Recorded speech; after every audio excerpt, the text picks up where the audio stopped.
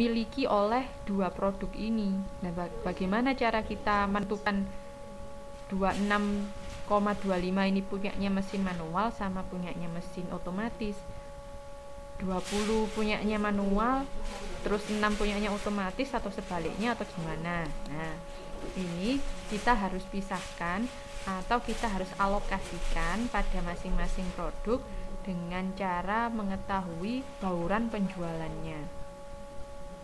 Bagaimanakah caranya? Penentuan bauran penjualan dapat diukur dalam unit yang terjual atau dalam bagian dari pendapatan. Bauran penjualan dan analisis CVP dapat dihitung dengan cara harga jual per paket dan kos variabel per paket yang harus diketahui terlebih dahulu. Selain itu, bauran penjualan, harga setiap produk dan masing-masing kos variabel juga harus diketahui. Untuk lebih jelasnya, mari kita lihat di contoh halaman 4.13 di sini. Ini contohnya sebenarnya sama, harga jualnya, terus unit yang dijual juga sama, terus kos kontribusinya 325 dan 600. Ini kan sama seperti yang ada di halaman sama seperti yang ada di halaman 410. Biar lebih gampang lagi. Iya. Ini soalnya ada di halaman 410 sebenarnya. Harga per unit 400. Kalau yang otomatis per unitnya 800. Kalau kos kontribusi per unit 325.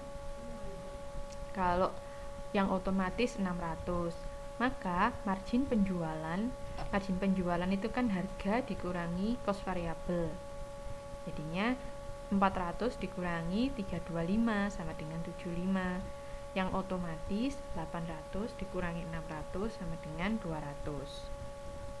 Bauran kontribusi per unit paket adalah 3/2. Maksudnya apa? Di sini diketahui 3/2 adalah dari halaman 4.12 mengenai penentuan bauran penjualan. Jadi karena dijualnya itu 1.200 untuk manual dan 800 untuk otomatis, maka 1.200 dibanding 800 sama dengan 3/2. Teman-teman tahu cara menghitungnya?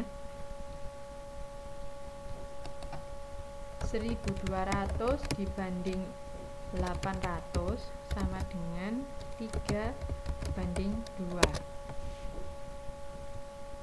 Ada yang tahu kok bisa 3/2?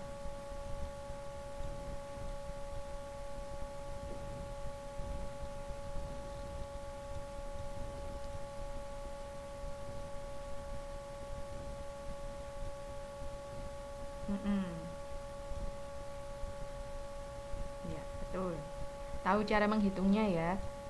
Jadi untuk harga variabel per unit sudah diketahui, kos kontribusi per unit sudah diketahui, margin penjualan tinggal dikurangkan harga dikurangi kos kontribusi atau kos variabel.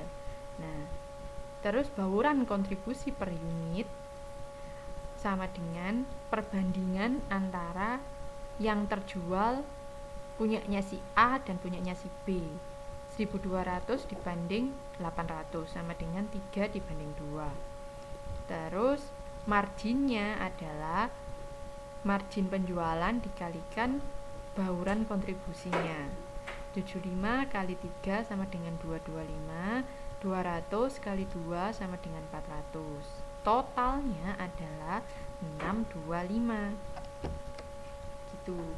Nah, sekarang kita mau menghitung total cost tetap, yaitu 30 punyanya manual, 40 punyanya otomatis, 2625 punyanya berdua, cost tetap umum. Sehingga totalnya adalah 9625. Gitu. Oke. Maka Q paket adalah total cost tetap dibagi margin kontribusi per unit paket, sama dengan 96,25 total cost tetap dari keseluruhan cost dibagi 0,625. Dari mana 0,625?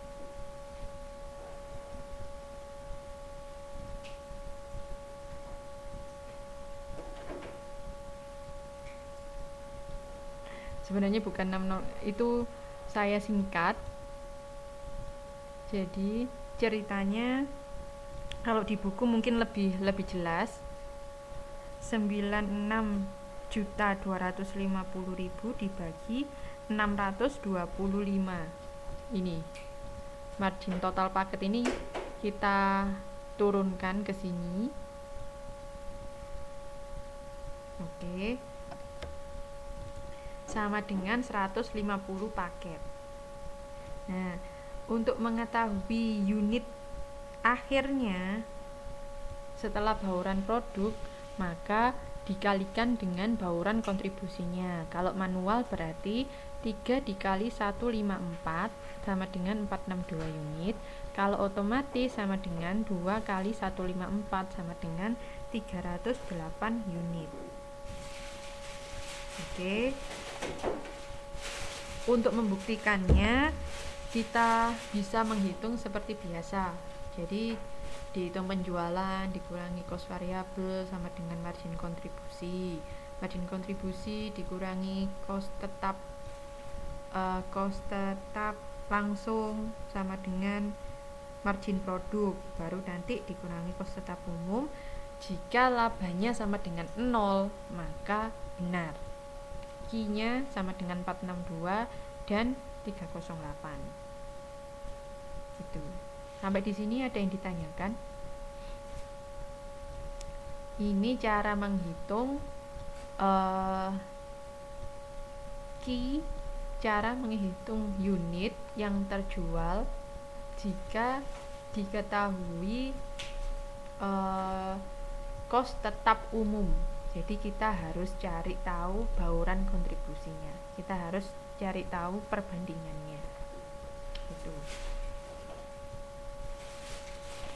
Sampai di sini ada yang ditanyakan?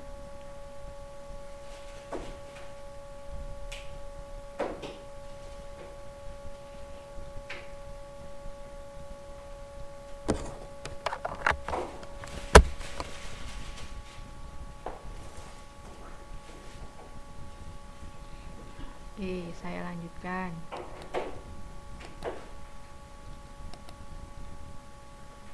Ini cara membuktikannya. Jadi kalau kita hitung-hitung semuanya sama dengan 0, maka Q yang kita tentukan atau Q yang kita temukan hasilnya itu sudah benar. Q pada titik impas. Kompleksitas pendekatan titik impas dalam unit akan meningkat jika jumlah jenis produk bertambah.